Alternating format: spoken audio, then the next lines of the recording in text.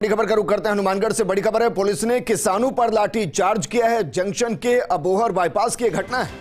प्रधानमंत्री मोदी के वर्चुअल कार्यक्रम स्थल तक जबरन पहुंचे किसान। पुलिस ने रोकने के लिए बैरिकेडिंग्स की हुई थी और सड़क पर टैंकर खड़े कर रोका था रास्ता। बैरिकेड तोड़कर ट्रैक्टर से निकले किसान और इस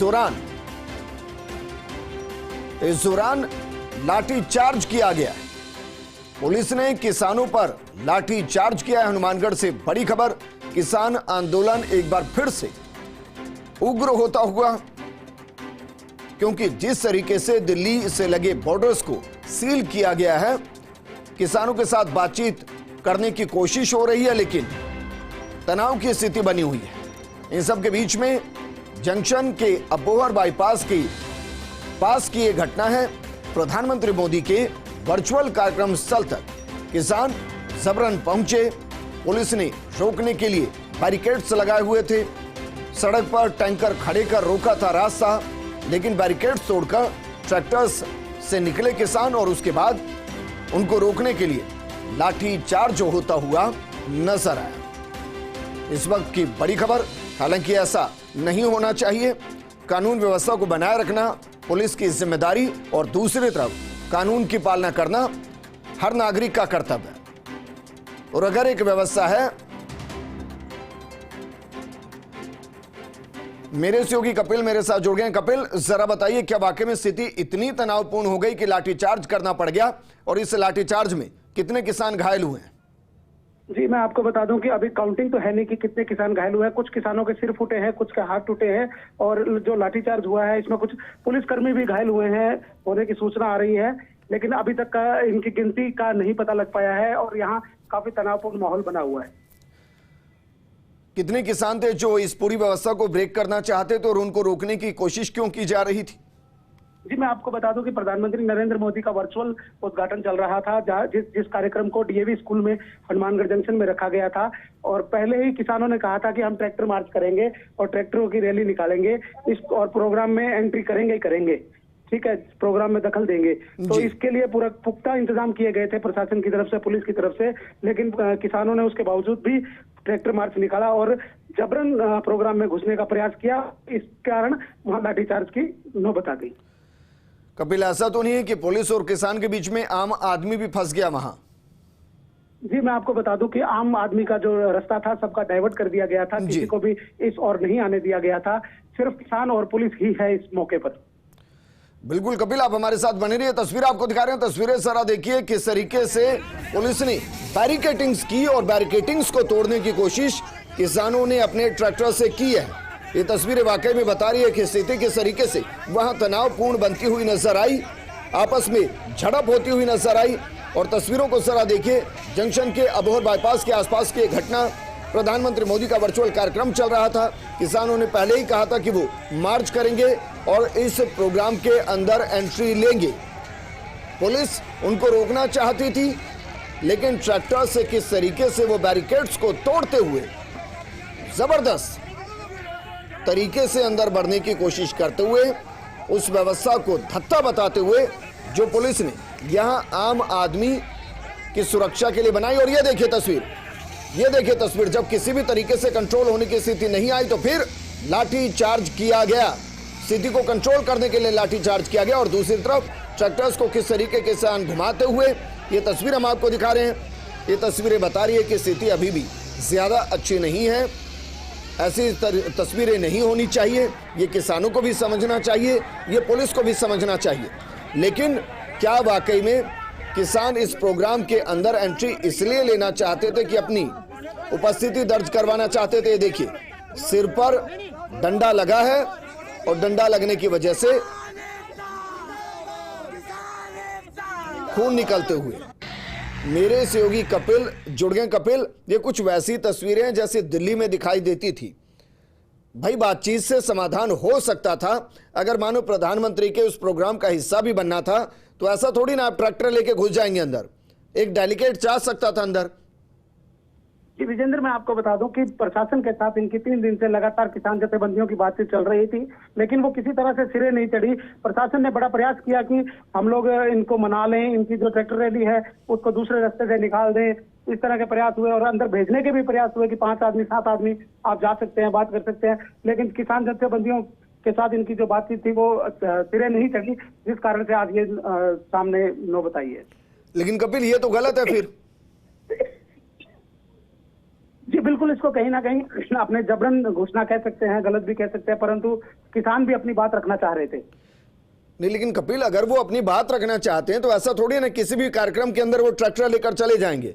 भाई, उनकी बात उचित हो सकती है, न्यायपूर्ण हो सकती है, लेकिन ऐसा थोड़ी ना है कि जहां आम आदमी बैठा हो, जहां एक व्यवस्था हो, जहां एक प्रोग्राम चल रहा हो, वहां आप कहें कि नहीं हमें जबरदस्ती ट्रैक्टर से ही जाना है और वहां पर इसी अंदाज में जाना है। ऐसा थोड़ी ना होता है।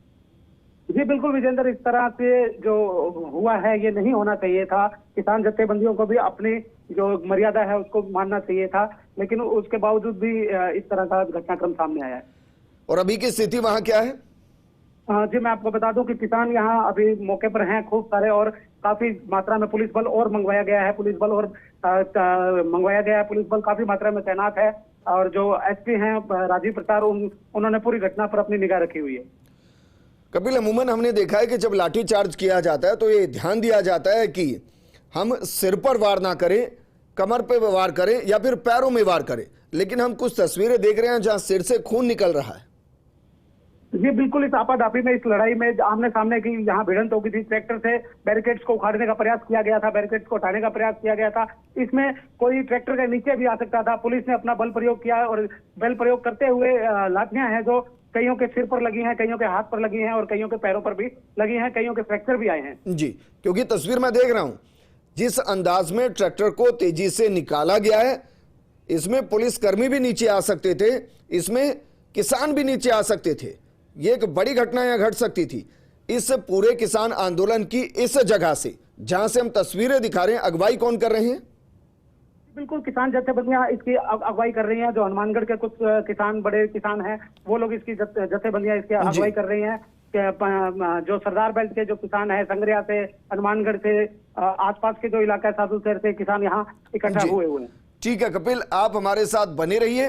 तस्वीर हम आपको दिखा रहे हैं। दरअसल अपने आप में जिस इलाके से तस्वीरें आई हैं उसे राजस्थान में अनाज का कटोरा कहा जाता है। ये पूरे कृषि प्रधान जिले हैं, हनुमानगढ़ हो या गंगानगर हो। ये बीकानेर की वो बेल्ट है जहां खेती होती है। खेती चावल की होती है, गेहूं की होती है, कपास की होती है, और यहां अपने आप में एक वो बड़ी बेल्ट भी है जहां रूस के साथ मिलकर संयुक्त रूप से खेती की जाती है, उन्नत किस्म से खेती की जाती है। इंदिरा गांधी नहर की परियोजना का जो सबसे ज्यादा फायदा हुआ वो भी इसी बेल्ट में हुआ है। ऐसे में किसानों से जुड़ा मुद्दा जब भी ज्वलंत होता है तो इस बेल्ट के अंदर कुछ इस तरीके से तस्वीरें दिखाई देती हैं। लेकिन सवाल यह है कि क्या इन तस्वीरों को रोका जा सकता था? सवाल यह है कि क्या लाठी चार्ज को टाला जा सकता था? सवाल यह है कि इस तरीके से क्या ट्रैक्टर्स के जरिए एंट्री करने से रोका जा सकता था?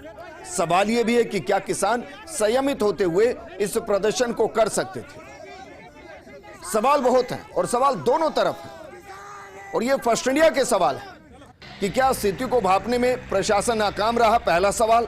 दूसरा सवाल, क्या स्थिति को कंट्रोल करने में प्रशासन नाकाम रहा?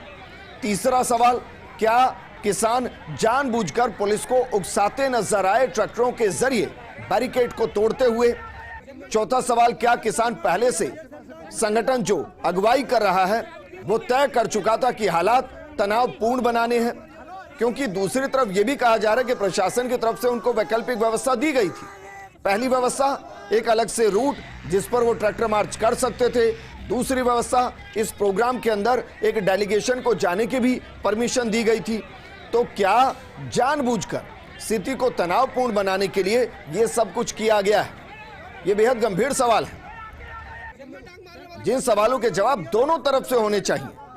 किसान नेताओं से भी होने चाहिए कि क्या वो कानून व्यवस्था में भरोसा नहीं करते? पहला सवाल, क्या उनको संविधान में भरोसा नहीं?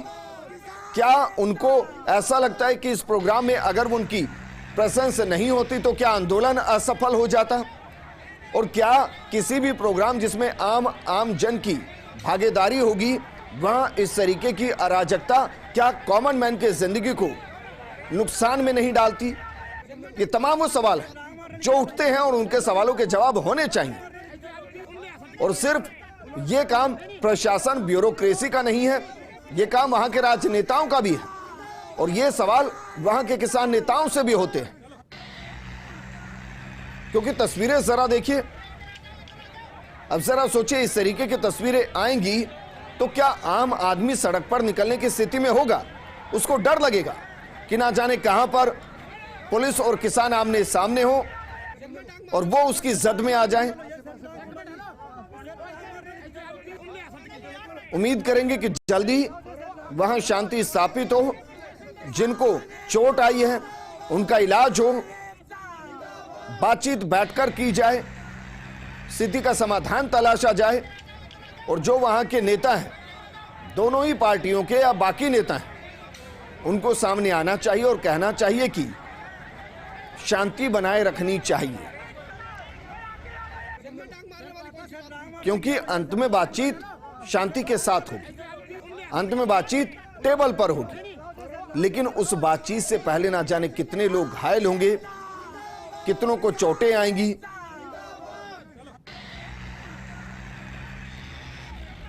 तस्वीरें सबसे पहले फर्स्ट इंडिया आपको दिखा रहा है। देखिए जरा किस तरीके से ट्रैक्टर को घुमाते हुए किसान, बैरिकेड्स को तोड़ते हुए किसान, पुलिस कंट्रोल करने के लिए लाठीचार्ज करती हुई, लेकिन लाठीचार्ज के दौरान भी कईयों के सिर पर लाठी से वार किया गया। जो तस्वीर हम आपको दिखा रहे हैं, इस तस्वीर को जरा देखिए, सिर पर चोट आई है, आपको दिखाई दे रहा है। यह स्थिति नहीं बननी चाहिए थी। प्रधानमंत्री मोदी का यह वर्चुअल कार्यक्रम था जिसमें किसान जिद कर रहे थे कि उस प्रोग्राम में जाना है और ट्रैक्टर लेकर ही जाना है, और उन्होंने इसकी कोशिश की। दूसरी तरफ पुलिस जो उन्हें अंदर नहीं जाने देना चाहती थी, और जब उन्होंने अंदर जाने की कोशिश की तो एक बार बातचीत यह हुई कि ठीक है, आपका एक डेलीगेशन अंदर जा सकता है, 5 से 6 नेताओं का डेलीगेशन अंदर जा सकता है। इस पर बातचीत नहीं बनी।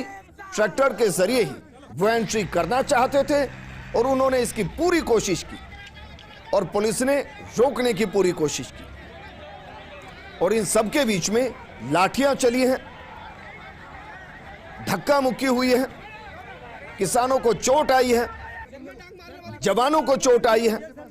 और सोचिए, जिस देश में जय जवान जय किसान का नारा चलता हो, वहां किसान और जवान आमने सामने हैं और एक दूसरे के खिलाफ खड़े हैं, एक दूसरे पर हमला कर रहे हैं। ये तस्वीर है हनुमानगढ़ से। इन तस्वीरों को रोका जाना चाहिए था, स्थिति को वक्त रहते कंट्रोल करना चाहिए था। किसी भी सूरत में ऐसी तस्वीरें सामने नहीं आनी चाहिए थी, लेकिन ऐसा हुआ नहीं।